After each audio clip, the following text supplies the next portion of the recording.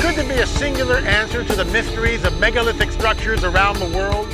Is there a pattern, a construction method, or a clue left by these ancient builders, a thread of evidence that wraps around the world? Could they have been creating a network of power centers that we are only discovering today? Evidence continues to emerge that there once was an ancient civilization that built tremendous structures here. Apparently, many were giants, and most of the bones that were collected over the centuries have been lost to us, whether accidental or intentionally. In fact, we are often prevented from even reading ledgers about their discovery, even though they were routinely reported in many newspaper articles in the 1800s. But if we still could find one more spot, one special location where unspoiled evidence could be examined, then that place had to be found. We discovered that the only place we could go was Peru.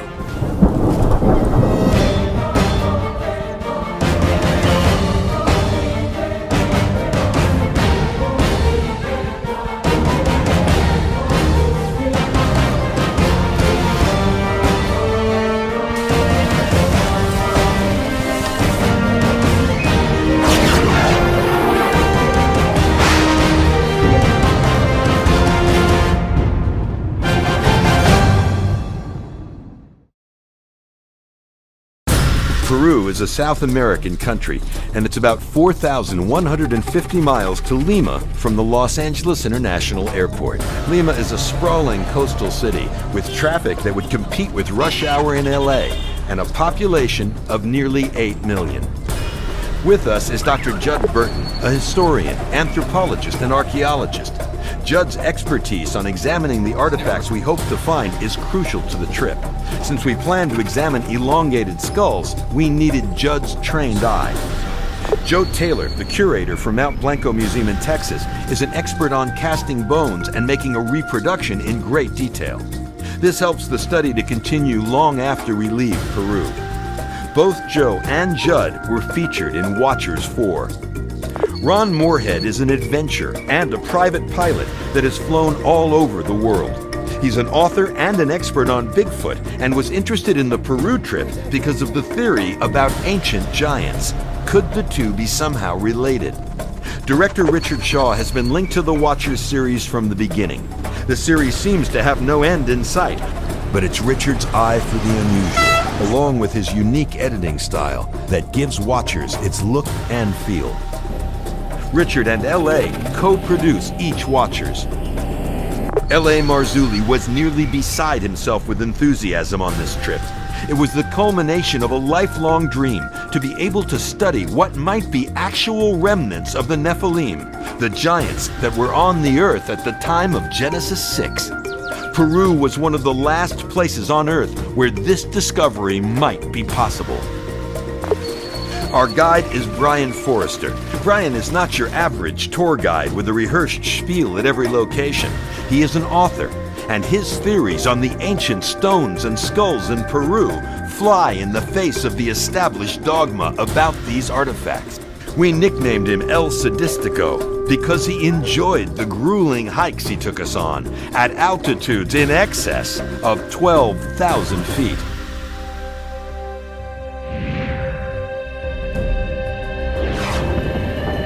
The first leg of the trip landed us in Lima, where we all met at the Vista del Sol Hotel.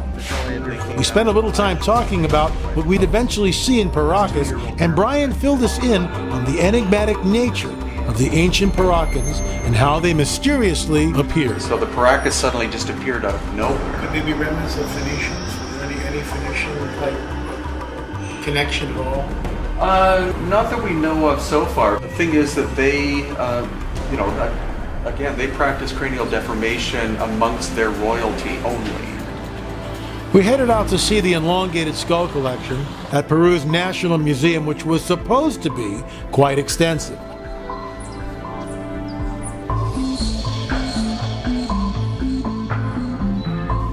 The entire section of the museum that normally displayed the skulls was all boarded up.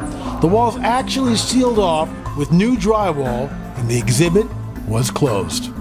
Well, it's weird. It's very progressive the way that this display happens to be shut down. It's always the mysterious culture displays that are being shut down as we go.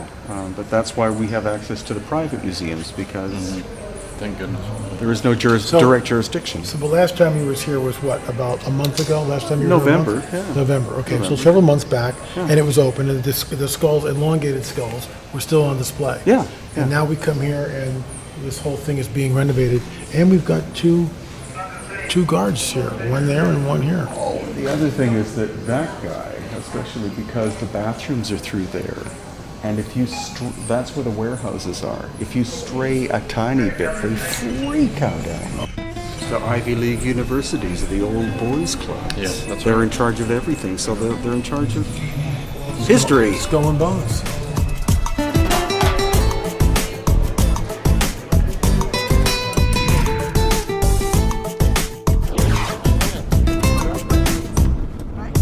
The road from Lima took us through incredibly diverse landscapes, from the outskirts of Lima all the way to the little coastal town of Paracas. The drive took all afternoon, but we all became enraptured with the beauty of Peru and the simple lifestyles we saw there. We learned that Peru is pretty much self-sufficient, growing lots of food and needing little outside assistance.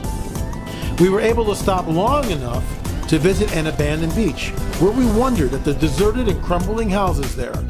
Beachcombers and motorcyclists continue to come and go and enjoy the Pacific Ocean in these odd yet artistic surroundings. Then it was back on the road again through little towns where three-wheel taxis were in constant demand.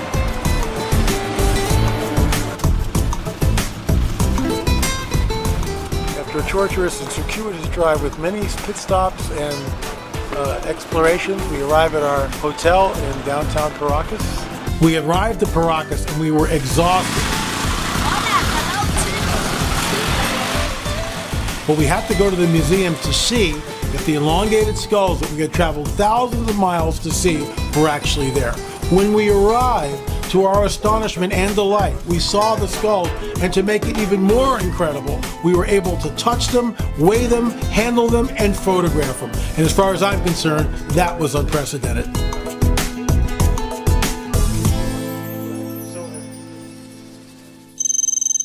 We're here at the Paracas Museum in Paracas, Peru. I pitched myself, making sure I'm still here. This is Senior Juan, who has collected all of these artifacts at this museum. Senior Juan, thank you for being here. And that is our Irene, our interpreter. What's interesting, and we've talked about this, why would a culture emulate this shape? What is so important about the shape that a culture would emulate it and take its young children and create this shape through cranial deformation or cradle voice? Ellos han querido imitar. He believed one reason could be like they could imitate their ancestors, the wisdom of their ancestors, The wisdom of the the ancestors. wisdom of the ancestors. One reason could be like, and we don't only see elongated heads in Peru, we also see them in Egypt, in any other parts of Yes. the world. He believed could be that the aliens too. Okay. The concept is that when Joshua and Caleb went into what is known as the Promised Land of the Levant, there was a diaspora.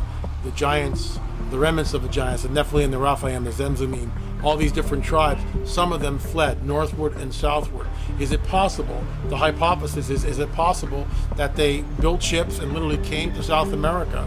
And the timeline from these skulls apparently are about 3,500 years. So or actually less, 2,800 years. So it fits the timeline of a diaspora, and it makes one wonder whether these are the descendants somehow of a Nephilim. We're going to show you a little bit later what we believe is a possible female Nephilim skull. Now I say Nephilim, I don't know whether it is or not. Now that we have DNA results from around Peru. A German paper published 2 years ago stated emphatically that the coastal people, including the Paracas from 2,000 plus years ago, are not genetically related to the highlands. And so since we are right on the ocean here, and these people occupied this area for at least 800 years, this is the most beautiful natural bay on the coast of Peru. Yes. This would be the perfect place for a seafaring culture to land and establish a society.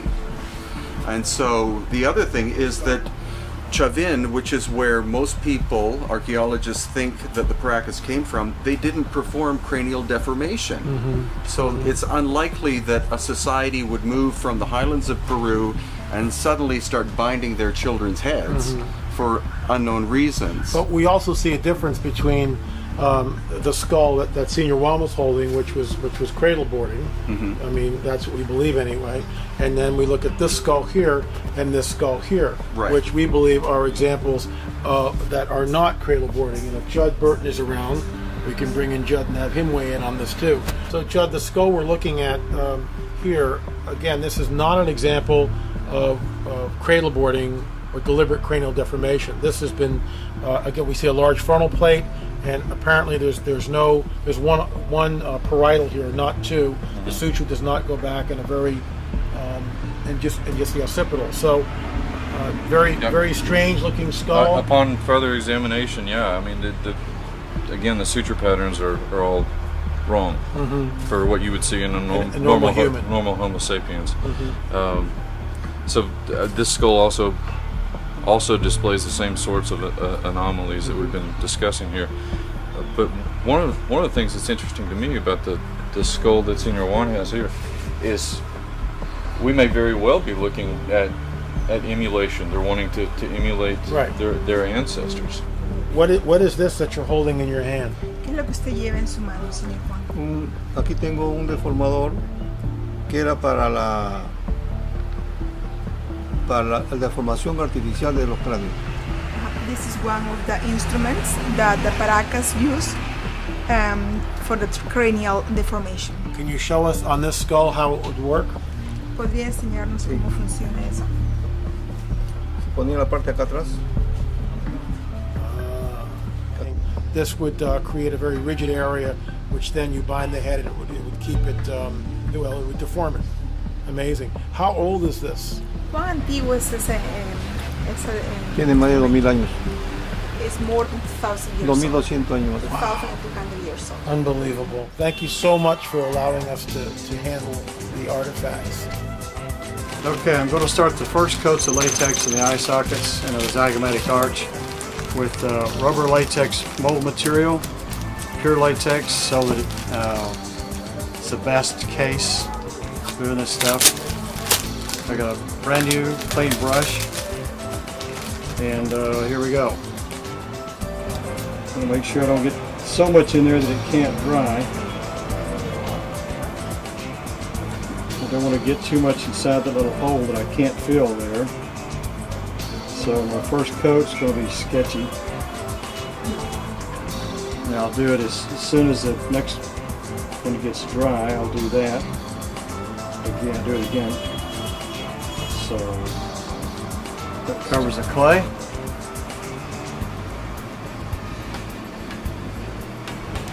All right, that's the start. So here we have 4 skulls lined up. These 2 here are what we believe are human skulls that have been deformed through cradle head boarding. You'll notice this skull in particular, how the skull is not really very symmetrical, and how the sutures, because the skull has been compressed, are clearly more visible to the eye. Notice also that the 2 parietal here, frontal, 2 parietal, occipital in the rear, frontal, 2 parietal, occipital. This skull here, frontal, let's skip to the very end, frontal, 1 parietal, no suture down the middle. This skull here, frontal, and only 1 parietal. So we have a definite anomaly.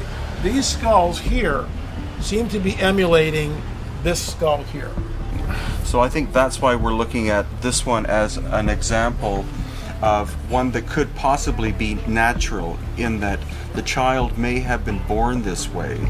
also, you can't see from the camera angle at the moment, but at the back there's a very heart shape, so that it's as if the two... Can we rotate the skull? Sure. It's as if the two hemispheres are distinctly shown, because you see there is a bump here, depression, and then a bump there. So let me move this up a little bit. And that would be something very difficult to achieve with a simple cradle boarding or deformation technique.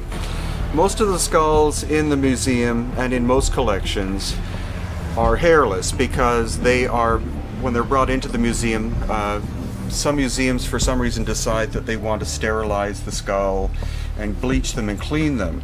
In the example that we have here, this one had the hair already attached. Unfortunately, some of it, there was more, but it fell off. But this clearly is the hair from this individual, and it's the color which is so very intriguing, because again, it's the this auburn reddish look. Really see it right there. You really see it. Which is not a characteristic of most Native American people in North America, South America, or Central America. Also, I've had experts look at the hair, and they have said there is no evidence of dye or bleaching or coloration, that this is the color of the hair of the person when they were alive 2,000 years ago. So the major question is, where would that red or auburn hair have come from in terms of ancestry?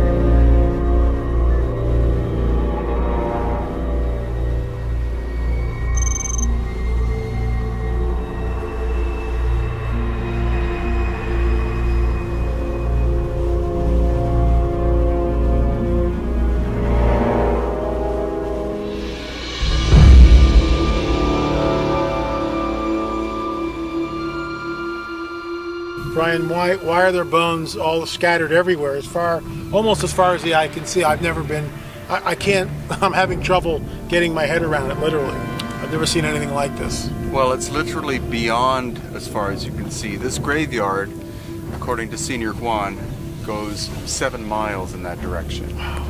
And starts with the Paracas, which is the oldest culture, all the way up until the Inca. And it's just that because it's a graveyard, people have been plundering for 500 years the tombs. Some of them are buried very deep. Senior Juan said, or you said that, 24 feet? Or deeper than that? The royal Paracas were buried that deep, but where we're going to go as we walk is we'll go to what's left of a Paracas village. And there I have found remains of elongated skulls. Wow. So hopefully today we'll see some evidence of that as well. Essentially, this has been untouched. Well, it's been looted, but we're looking at a 3,000-year-old burial tomb here, burial grounds. At least 2,000. At least 2,000. Possibly 3.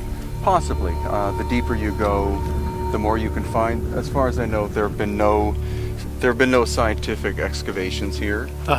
So there is no scientific study as to how large it is and how old it is. And the reason why we're here is because Senior Juan has grown up in this area and knows of the area, and we have a sort of a special way in and that no one would ever find. Is that sort of true, or I mean, we're privileged to be here because of Senior Juan.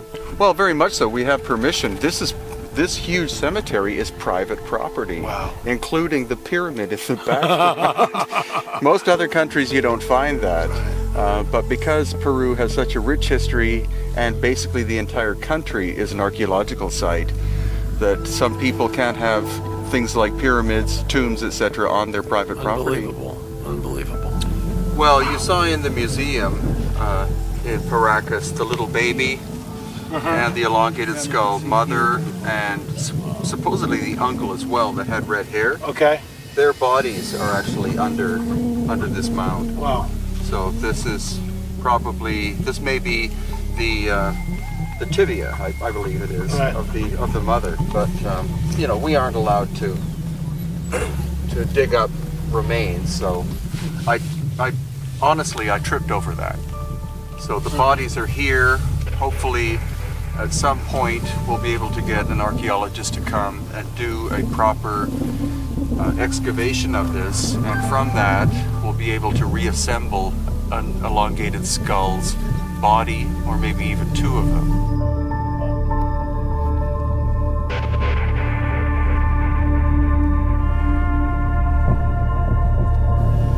Well, we were just walking along, and here we find a slingshot from the Wadi culture lying on the ground. This is at least 1,000 years old. So it's just amazing what you can find. What's been left behind by the grave robbers or huaqueros. They're only looking for silver, gold, and pottery. And so things like this mean nothing to them. Unfortunately, by leaving them on the ground like this, they just fall apart. So this is a museum specimen that I guess we just return to the earth now.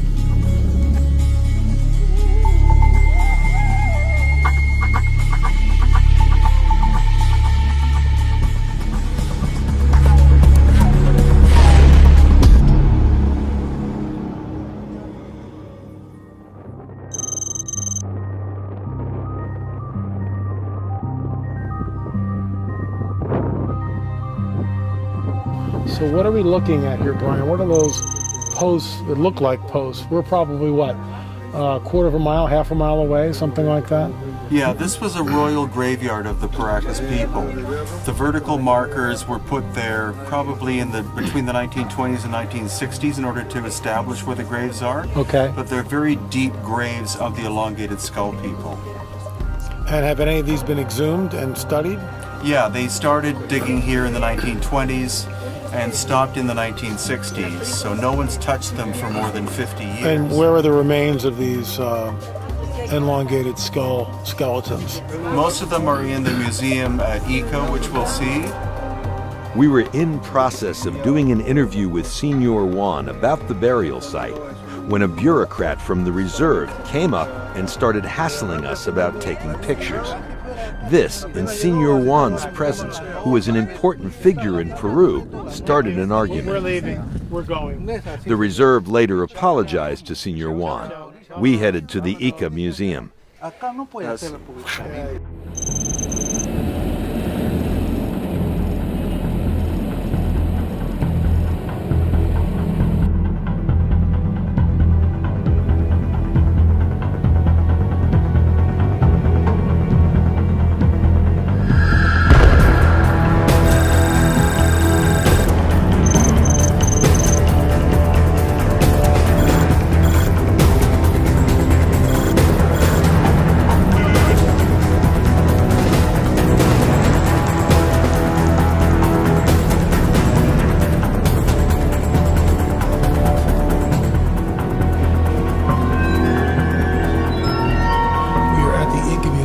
What's amazing here is we're at a skull that came from the royal graveyard in what is called the Paracas Royal Graveyard.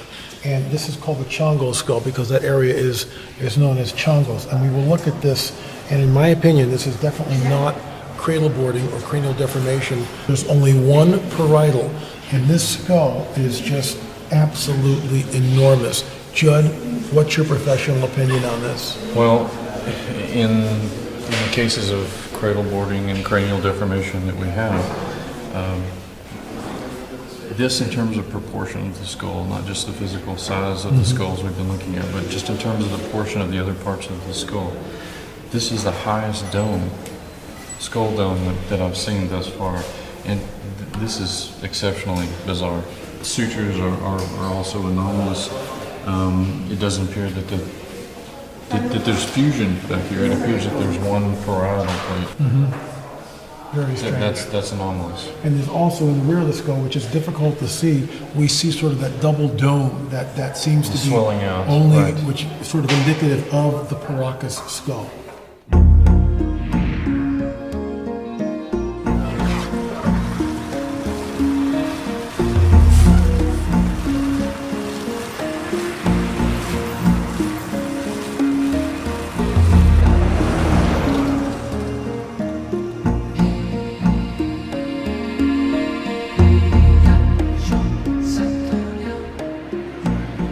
I have the mold completely on the left side of the skull and the pore spout here. What I have to address now is these cavities in here.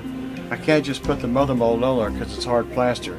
So I have to have something that goes in here that I can fill in on all three of these problem areas and the nose.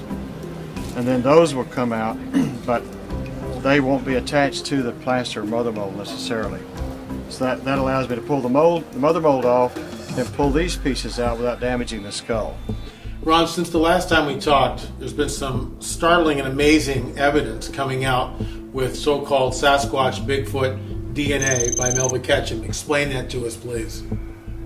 Melba has done a forensic DNA analysis of the Bigfoot piece that they supposedly had. Actually, she had over 100 different samples. And where did the samples come from? All over, but mostly Okay. this one main sample come from the Sierra Nevada mountains All of right. California.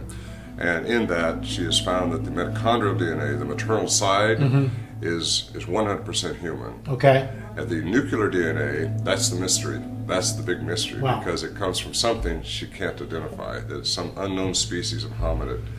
But that creates some real powerful evidence towards substantiating the fact that Bigfoot does exist, which, because of my encounter, I'm here because of the elongation of the skull. Sure. And I love that because Sasquatch, Bigfoot, what have you, has that elongated skull. Not quite to the degree that these things have, but I got to believe that they have not been cradle-boarded as some of the, these people did. There have been hundreds of accounts of people seeing these, thousands actually, not just hundreds, but thousands now. And a lot of them are very, very credible. Now, some of them could be misidentified. But, but these people that say they see them say they have this sagittal crest, this elongated skull. And it's just the way it is. And once you get that many people telling you something, there's got to be some credibility behind it. Sure.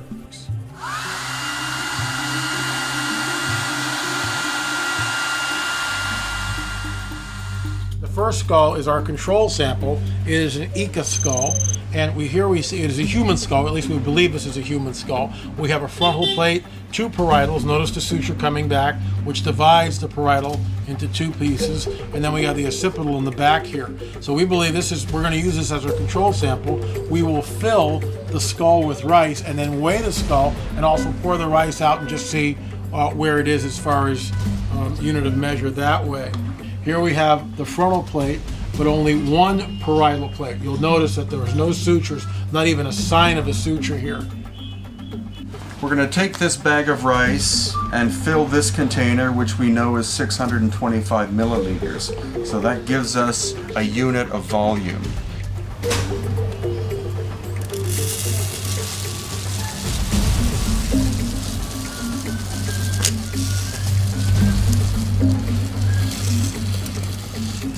So now we have this entire volume inside the skull, 625 milliliters. And now we'll see how much more of this will fill the skull. As far as I know, it won't take all of this volume, but that's why we're doing this test.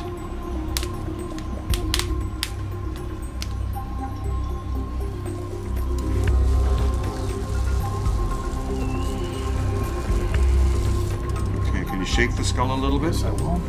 Settle the volume. And again.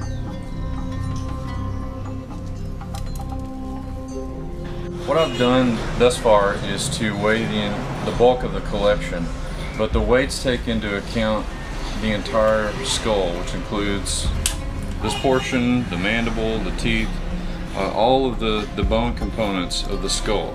What we've done is poured rice, given the conditions that we have, we poured rice in here to determine volume, to determine what the cranial cavity can actually hold. We need the mass inside the skull. Right, it's more raw data to make the analyses, the necessary analysis. Okay. So now we're going to pour the rice into the bag and weigh this. All right? That is right. You all right?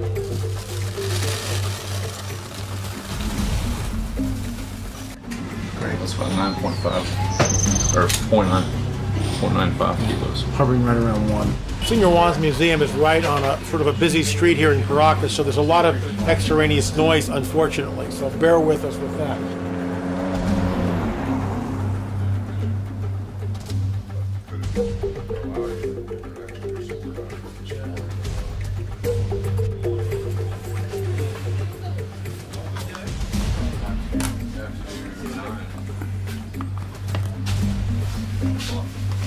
Now we brought a 4 sample in, so all 4 are lined up. Again, this skull is a Paracas skull. We believe there was no suturing which divides the parietal, so there's only 1 parietal in this.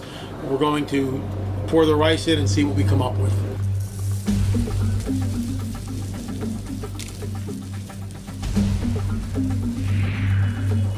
And this is number 2.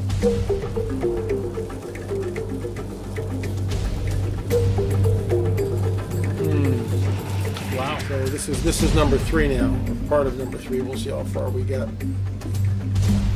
But it never rained in Caracas.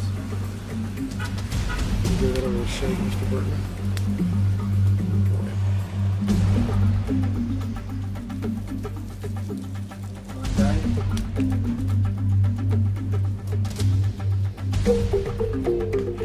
Ready? Yeah, go.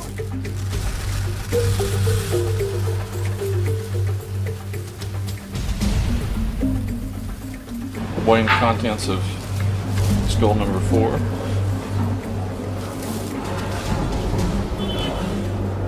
And it's almost 1.2 kilos. We're simply measuring the rice by itself. Right. So sample number 4 might be critical because it's somewhere between 25 and 30% greater in terms of weight than the control. And that means also 25 to 30% volume difference. Correct. So that is a very significant Very difference. significant number. We left Joe Taylor and Judd Burton in Paracas to finish their work on the skulls, while Brian decided the rest of us needed to see the little-known town of Huatara. Along the way, we visited Tambo, Colorado, a 15th century Inca settlement, which gave us clues on how the Incas tended to imitate the ancients. In only a 3-hour drive from Paracas, we found ourselves in an entirely different world. Climbing to nearly 9,000 feet, the clouds closing in reinforced the idea that these places actually exist. But the dreamlike surroundings made us all feel we were about to experience something dramatic. Nothing Brian could have told us would have prepared us for what we were about to see. But first, we had to visit a church built on ancient stones that were many thousands of years old.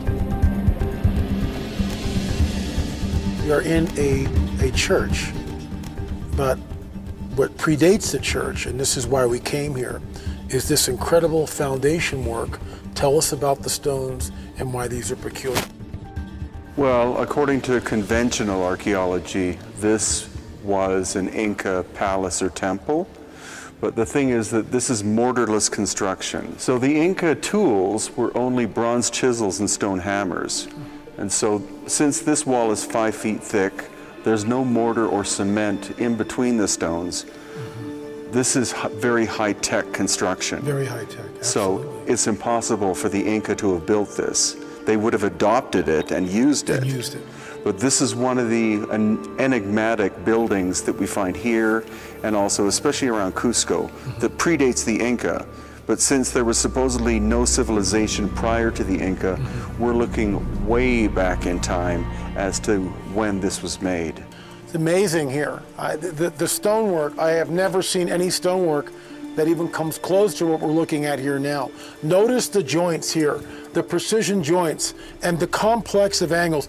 These are masters of stonework. Again, this wall is at least 5 feet thick through that way. There's no hollow in it.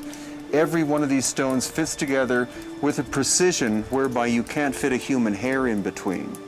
We could achieve this today, but it would be incredibly expensive and incredibly time-consuming. So how could some so-called primitive civilization in the past have done this? And like what you were saying, is that this is similar to what you see in Egypt.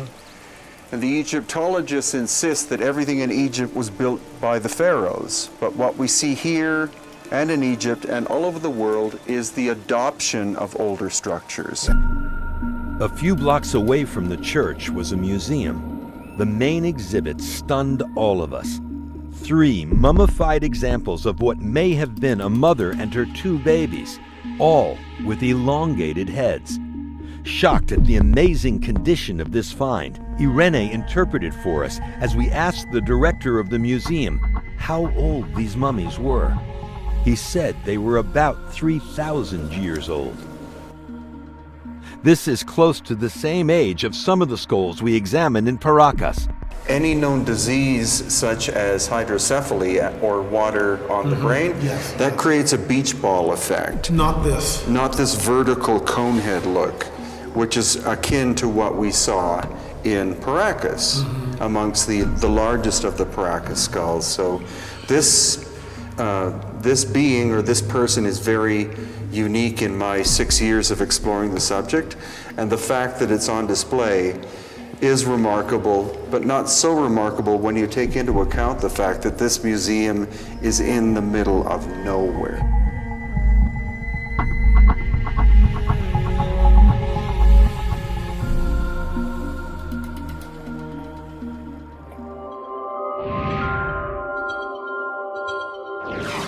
Cusco, a land where people are living around ancient structures every day.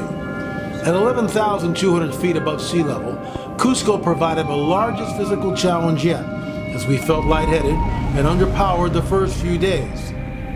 But little did we realize, Cusco was the beginning for us of putting the pieces together about what may have happened during a time of Noah and the giants. So much has been lost. We felt drawn to these mammoth structures of stone and the technologies that were obviously behind their creation and use. But what did it all mean? Tell us why a bronze chisel would not be able to duplicate this. Well, bronze is a lot softer than this stone. This stone is 6.5 to 7 out of 10 in hardness, with 10 being diamond. Bronze is 3.5 to 4 in hardness. So it would be the equivalent of trying to cut down a tree with a plastic knife. If the tool is softer than the material, it simply can't do anything. And that's what the great mystery is of this wall, as well as Sacsayhuaman, which we will see. It almost looks like the stone was molded into shape, as if the ancient builders were able to soften the stone almost to the consistency of marshmallows, and then push them into place and turn off whatever machine it was they were using, and then just continually move down and up in order to construct it. Because in a lot of cases, that's unbelievable. The joinery is so tight that you can't fit a human hair in between. And this wall is 6 feet thick. And to complicate this, the wall is not vertical, straight up and down 90 degrees from, let's say, a flat base. The wall is leaning at a slight angle as it goes up for stability. Right. So now you've got even more complex angles. And if look at this. I mean, there's nothing square or level about any of this. Every stone is polygonal. Every stone has its own peculiar shape. Yeah, every single stone is a different shape and size. And what we'll see when we go around the corner is that the builders went one step above that, and they created pictograms of animals in the walls as well, like a jigsaw puzzle. Amazing. So that requires planning and design, whereas conventional archaeology simply says that they'd find a stone that was of approximate shape it and put it into place, but they don't take into account the design system which is inherent in this wall and others. Well, the important thing is that they call this pre-Inca, but this is Inca. You know, the stuff before the Inca is better. The stuff after the Inca is worse. So you're going from the finest craftsmanship being the oldest craftsmanship.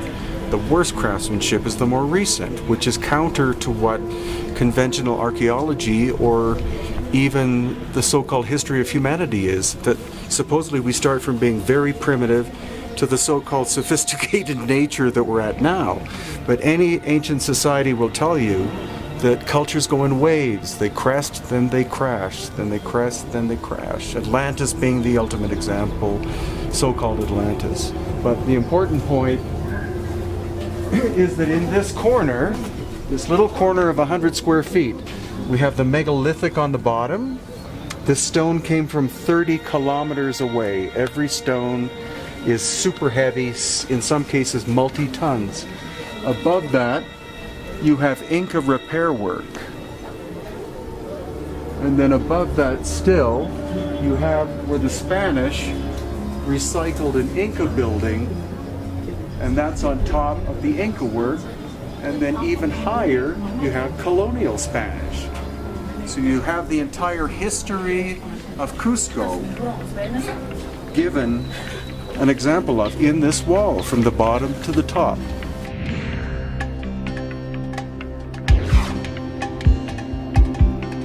After examining the stones in Cusco, the next day we headed out to Titicaca, a high-altitude trek hovering above Cusco around the 12,000 foot level. We were all gasping for air as we entered this mysterious cave on a mountain, with interior domes carved out and polished surfaces and steps that looked like they had been machined, all the while water dripped continuously from all the surfaces. Everything we touched was wet or muddy, but underlying all of this was a spectacular piece of ancient engineering, and no one seemed to know who created it. I'm here with Senor Jesus Camara inside this incredible structure. There are two domes there. Senor Jesus, what is this place? This place is Titicaca, and this is the inner of the two domes and converged in this center. And this is very old. Very old, the first sculpture, Hanabacha. Okay. And this looks like it has split apart, that something caused these rocks to split apart. An earthquake, maybe? Something catastrophic?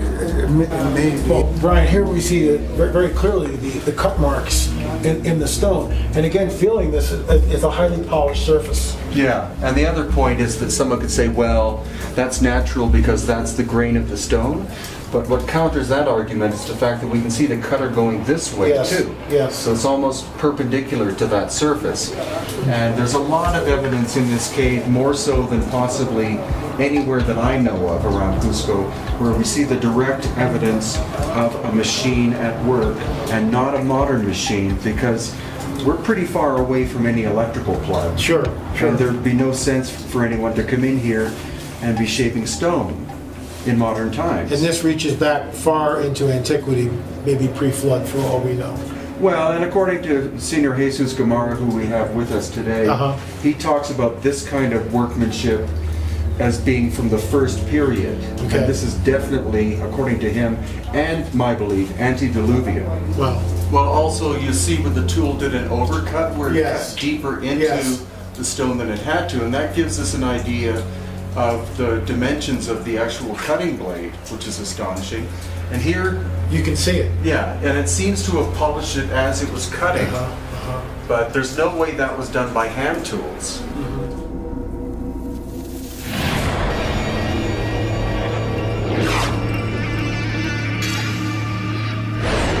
The thing is, the actual tunnel entrance is around to the left. Is it really? That's why the stone is called the Chincana. It doesn't refer to the stone, it refers to the entrance to the tunnel. And we know for sure, we have an eyewitness who entered the tunnel in 1994. And? He said there was 160 stairs that go down, and then it continues on, and it's easily high enough to walk through. But it's so dark, and then it branches into a labyrinth. And so the Peruvian government sealed it off because people have literally entered and not come back. What we do know from the oral tradition and some of the chronicles is that the tunnel entrance here goes down underneath Cusco and comes up at the Coricancha. That well that we were not allowed to stand in. Exactly. A couple of days ago. Exactly. Yes. So the question is, obviously the Inca didn't make it because it's solid bedrock. Bajo la Chincana Grande, que es la parte. This is the entrance of the tunnel, or Chincana, that connects Sacsayhuaman with the center of Cusco. Esta es obra de This one from the Arac culture, according to Jesus Gamarra's father, Señor Alfredo Gamarra. They belong to the First War.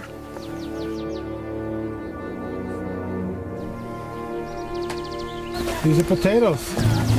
I grow potatoes in my garden. Yeah, I recognize the plant. The interesting thing again is the labyrinth. Great, because it's like a simulation.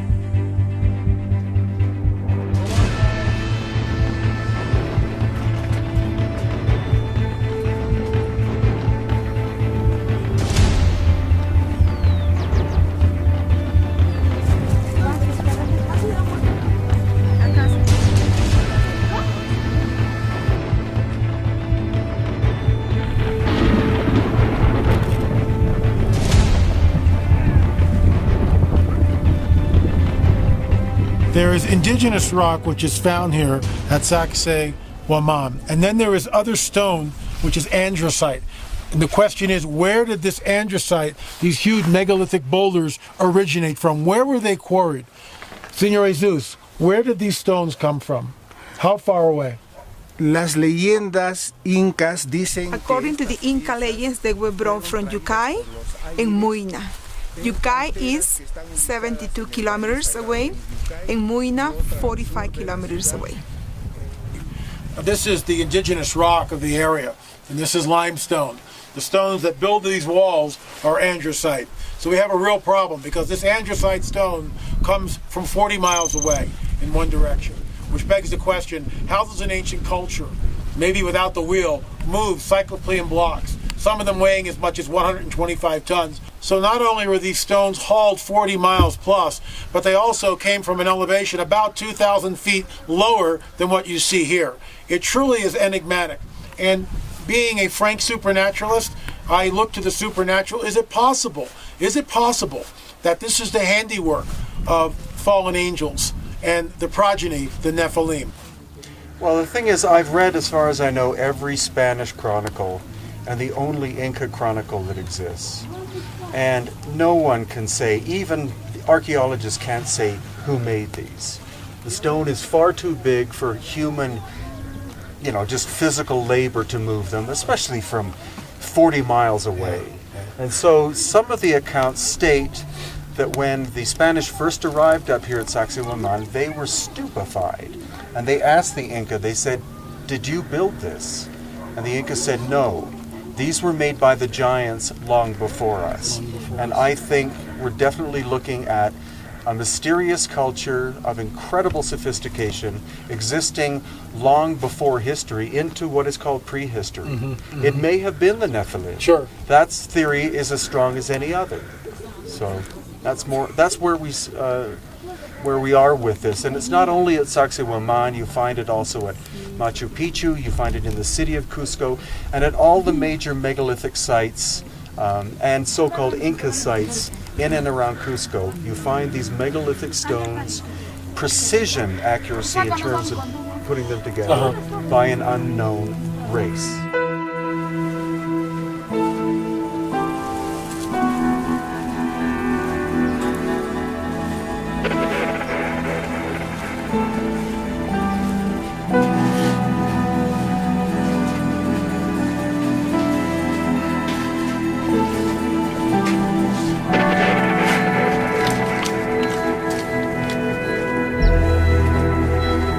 Again, we're in the site of Sacsayhuaman, and it's a mystery. We're very high up in the mountains here, and we see this megalithic work, this stonework with fairly it looked like right angles to me, and the corners are shaped, and it sort of begs the question: why? Why come here to do this?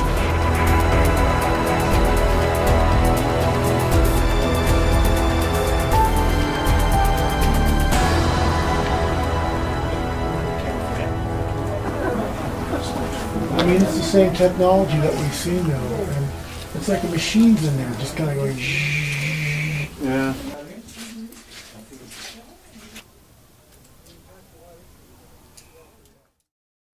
This is the Sun Gate, and it's extremely ancient, and what we see, of course, is the Inca stonework, but certainly the precision is there. It's just really incredible to see. Based on this number, this is perfectly plumb.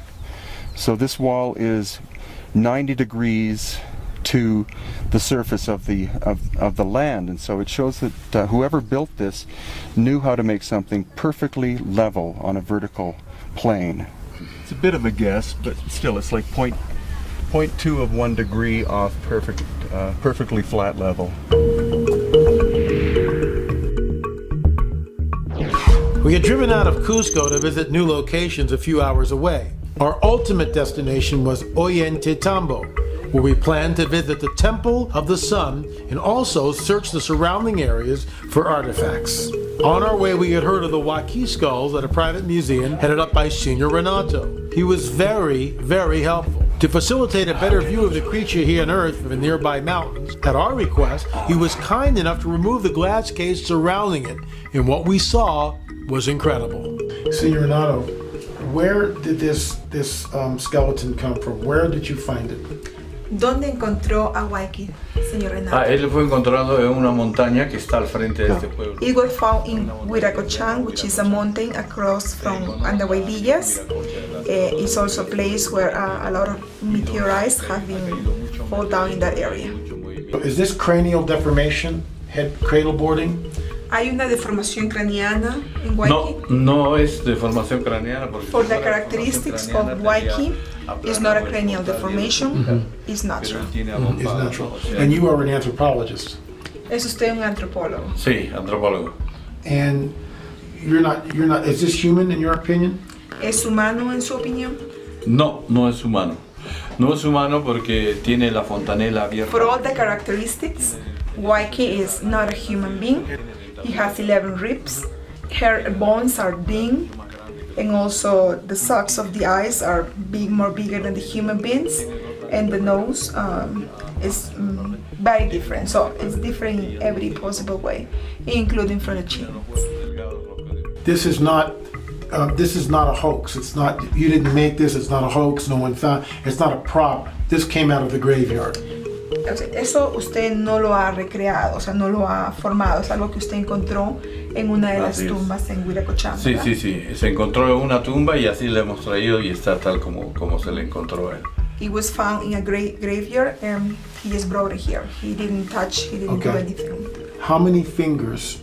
How many fingers on the hand? Any way of knowing that? ¿Cuántos dedos de la mano tienen? Eso es lo que no sabemos porque no tenía manos y tampoco los pies. Oh, that's unknown because we didn't have hands. She didn't have hands nor. Are there any more of these up at the mountain? ¿Hay más huaquis en la montaña, in the mountain? No sabemos si hay más. Se supone que debe haber posiblemente, de acuerdo a los datos que hemos conseguido, pero es muy grande la montaña para buscar, ¿no? We don't know for sure. It's a very big mountain. More likely there are more.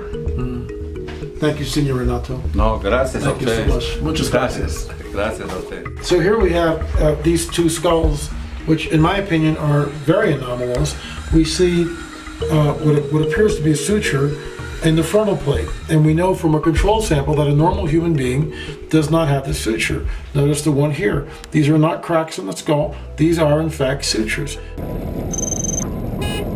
Next stop was Moray, an ancient Inca site.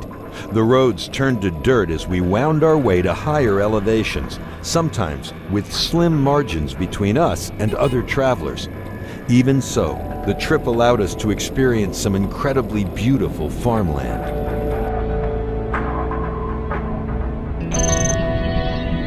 Moray is believed to be an agricultural site where they could test growing plants at different altitudes. The left side was damaged by a flood in 2009. We continued on through other little towns to our next destination, Ollantaytambo.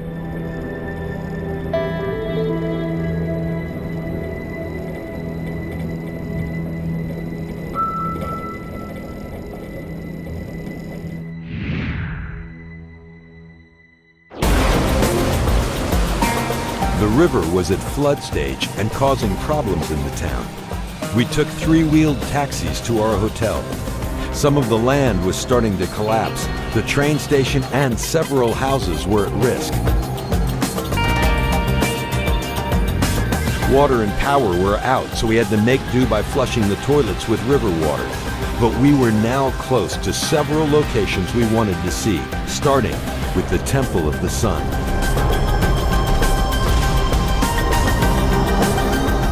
We had no idea how powerful this location would become. This stone is granite, and it's not local. It comes from across the valley and up the side of a mountain, which we'll see. That's the quarry site. The little flecks of white that you see in the stone is quartz.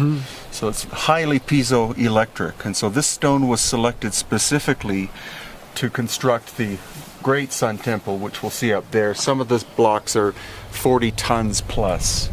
And the conventional story is that the Inca were building the Sun Temple and then for some mysterious reason abandoned the construction. But I think there was a massive cataclysm that destroyed it. And so some of these multi-ton blocks like this one tumbled down from the top to the present location. And the Inca who adopted this site couldn't use stone like this, so that's why it's been sitting like this for probably thousands of years. Amazing. The Inca built the entire network of other terraces and things around the Sun Temple. But we'll see very obviously that Inca construction is very different and, I have to say, inferior to the work of the megalithic builders, which is what that whole area is up there.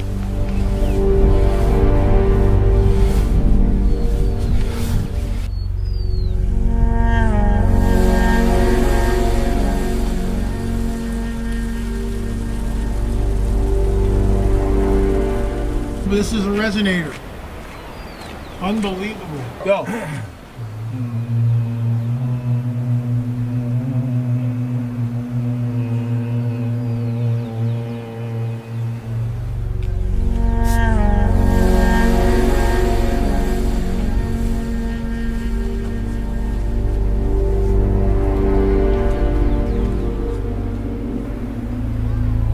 Brian, this is remarkable here because, in my opinion, as you have pointed out, this seems to be a telltale mark of some kind of a machine that is cut into the rock and left a very exact line. Tell us about that, please.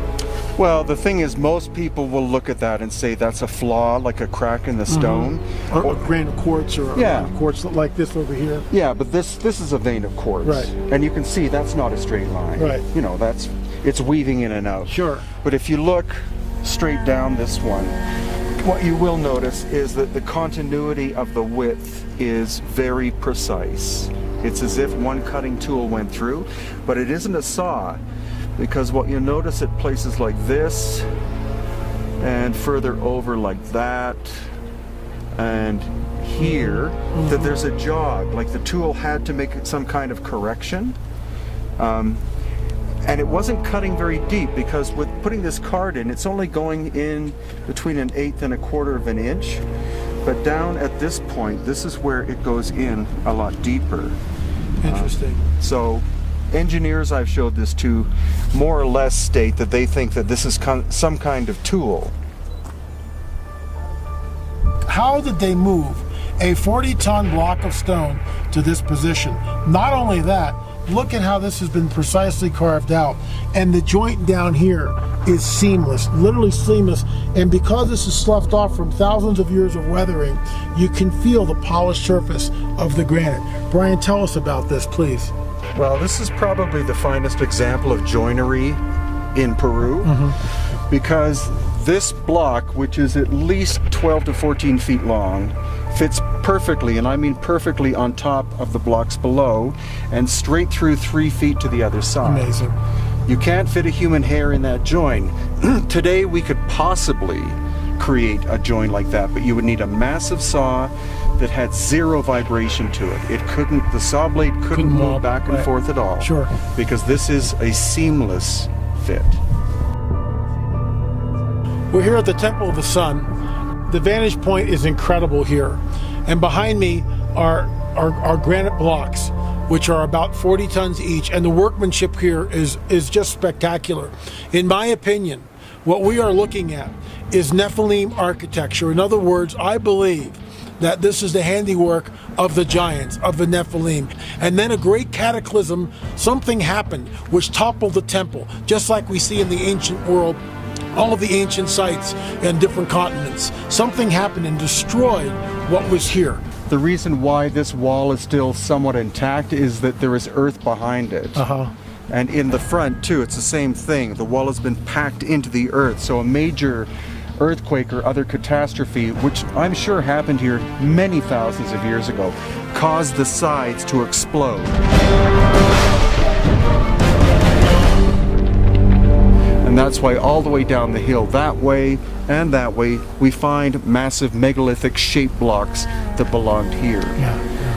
What people talk about in terms of these, they say that these were like earthquake shims, that this helped to keep this wall more or less intact during this ancient cataclysm. There's no way the Inca built this. The Inca were a great civilization, but the size of the blocks, the fact that they were quarried not simply across the valley, but across the valley and several thousands of feet up in a quarry which is almost in the clouds, is Herculean. Yes, it is. That is the work of titans. And so I think this is one of the best remnants we have in Peru and the Americas of the existence of a highly sophisticated culture with technology superior to ours. And the remnants remain for us to ponder over.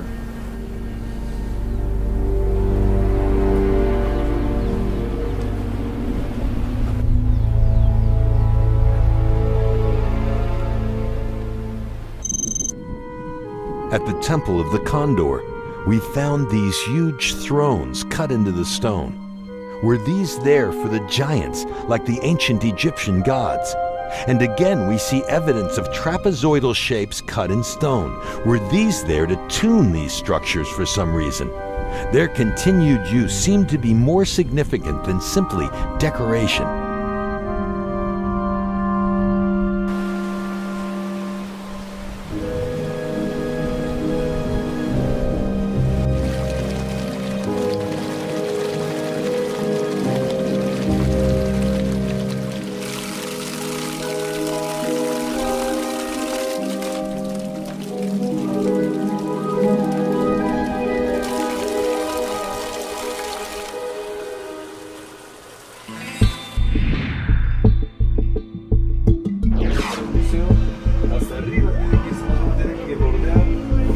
We had heard there may be skulls we could find in a cave in the area.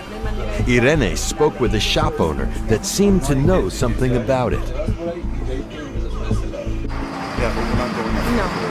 We need to go. We had sketchy details, but we took a chance and hired a couple of taxis.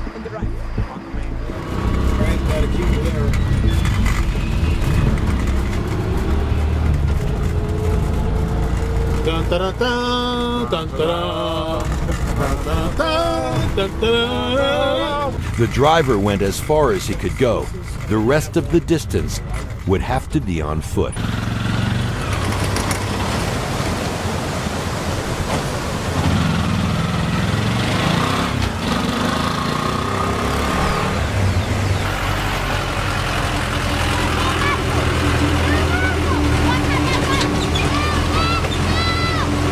We had hoped the river might subside. It continued to rush at an accelerated rate.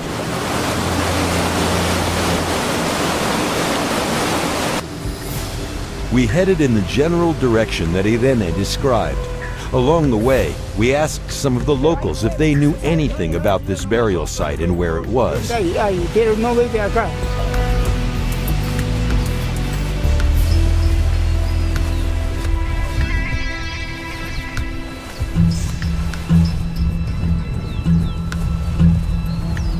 The hike, which took us through pastures with cows and horses, ended in a trek through some dense brush.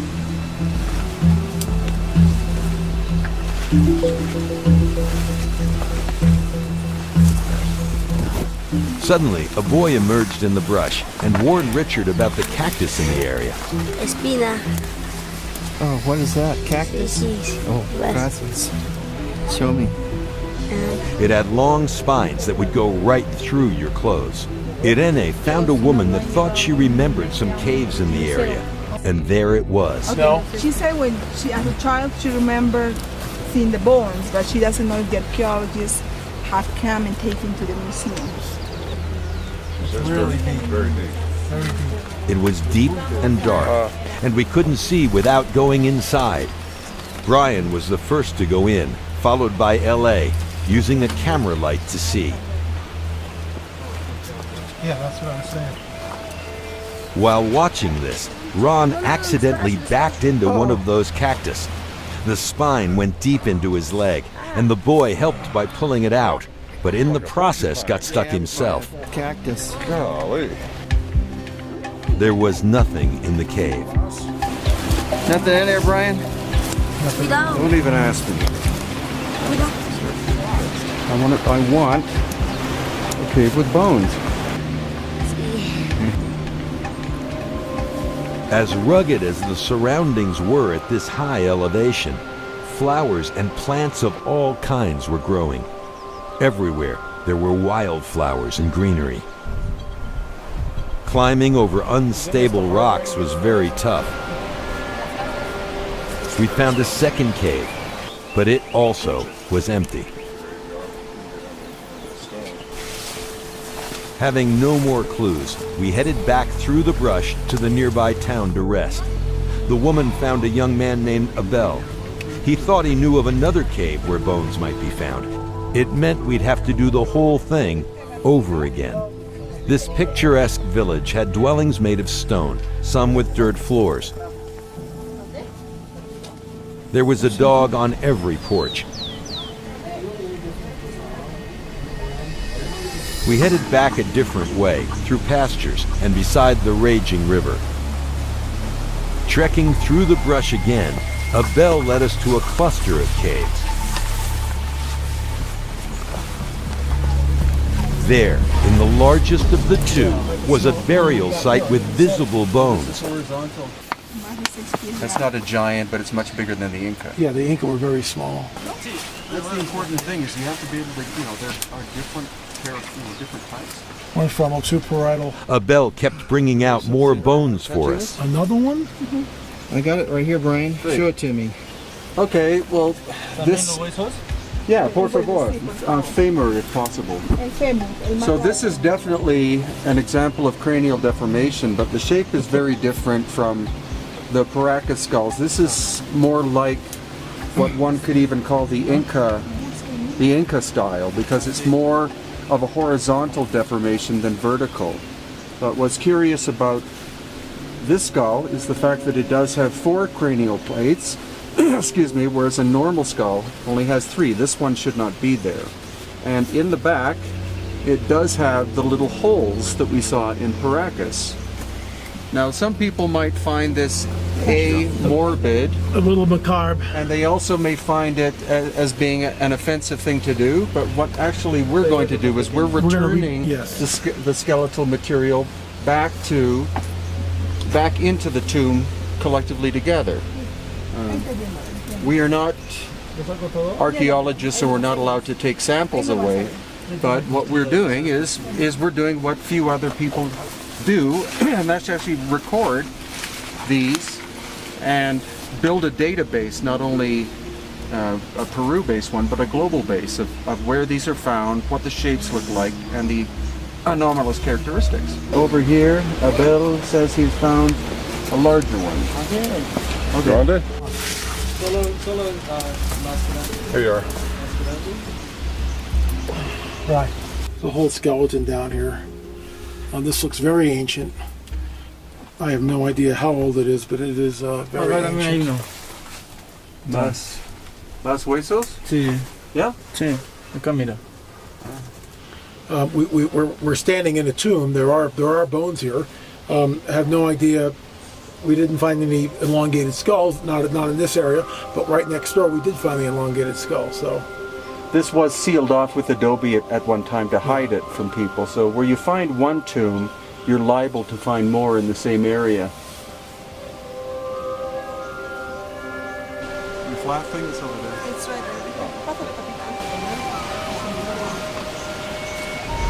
There's the deformation behind. lo and behold, there were skeletons here. Very ancient place. Here we've got a skull that you can see. It's definitely cranial deformation. What makes this one interesting is it's back this way, elongated this way. But again, we see 2 frontal plates rather than the one that is normal, and these are sutures. So this is an anomalous skull. We are about to rebury these. When I say rebury, they were placed in the cave. We didn't dig them up or anything. They were in the cave. And so we're going to put them back where we found them. Fascinating. And the reason why we're doing this, if there's genetic manipulation going on here thousands of years ago by entities which we don't know, people need to see this and understand that this is the proof of genetic manipulation. Our trip ended with the discovery that elongated skulls can still be found in Peru. We actually found one ourselves, a nice way to end our trip. As we left Ollantaytambo and returned to Cusco overnight, all of the information we had discovered on the trip started to come together. Oddly, it started to make sense.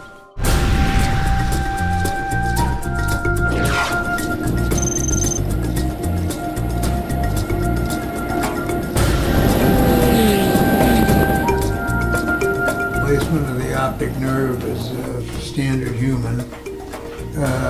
These are the 2 nasal bones. They're not very prominent, and they're also fused, which means, again, this is an older individual. So this is not a nose that protrudes from the face, because your nose nasal bones are right here. See how it protrudes? Oh wow, yes. So this is a flattened face. The hair itself was red, and it appeared to be natural. There was no indication of any kind of a dye, and this is under light microscopy, and then under Raman spectroscopy, we saw no indication of dye either. A control hair, human hair, and the mummy hair had the same Raman chemical frequency peaks, indicating that there probably was no dye used. Certainly to the eye, under light microscopy, it looked natural. It's a very high brow, and of course the distance between here and would be here is elongated. This is flattened, this is flattened, this is elongated, and this is a protuberance. Perhaps they were some sort of hybrids. So it's hard to say, but they certainly didn't look completely human. The little flecks of white that you see in the stone is quartz. So it's highly piezoelectric. Piezoelectric stone might be used as part of such a power system. Gravitational energy could be changed into electrical energy, high voltage electrical energy, and possibly funneled through the earth by a pyramid type structure. Perhaps all these buildings were made of the same type of material and tuned to pick up on the resonant frequencies transmitted through the earth. Tesla had a system like that back around the turn of the last century, and it was never used because JP Morgan wanted to make sure that everybody paid for their electricity. You've seen evidence of the skulls that might have been related to the Nephilim, an unknown race that apparently existed which had a very different cranial anatomy. Modern science refuses to address it. One doctor, after examining our cast of the Paracas skull, made this comment: someone would have a very difficult time convincing me that this is a human skull. It has too many bizarre abnormalities. And notice only one parietal plate on the top. You also saw how there was a super intelligence and unknown technology involved in creating the megalithic structures. They were using techniques that we would be hard-pressed to duplicate today. The remains of these structures have endured for thousands of years and remain plumb when measured with electronic instruments. What purpose did the giants in these megalithic sites have? There is evidence that a majority of ancient structures were at that time in alignment with the constellations. Recent information about the pyramids seem to indicate that they may have been sophisticated machines possibly used to generate energy. These ancient structures may have been part of a worldwide grid. There is also evidence that some type of cataclysmic event happened which destroyed this grid, as Brian alluded to. Was the flood of Noah responsible for this? The time of Noah is differentiated from any other time in history by the presence of the Nephilim on Earth, as well as unprecedented levels of violence. Now in the 21st century, a grid of satellites wrap around the world. With them we can track the weather, navigate planes in flight, communicate to any point on Earth, and spy on people walking down the street. As you saw in Watchers 5, Dr. Brooks Agnew shared with us the potential of HAARP to control the weather and even create earthquakes. People are becoming uneasy today as the world seems to be moving in a disturbing direction. Could we be seeing a rebirth of the same ideas happening all over again? Are we living in a time which is similar to the days of Noah? One thing's for certain, we'll be watching.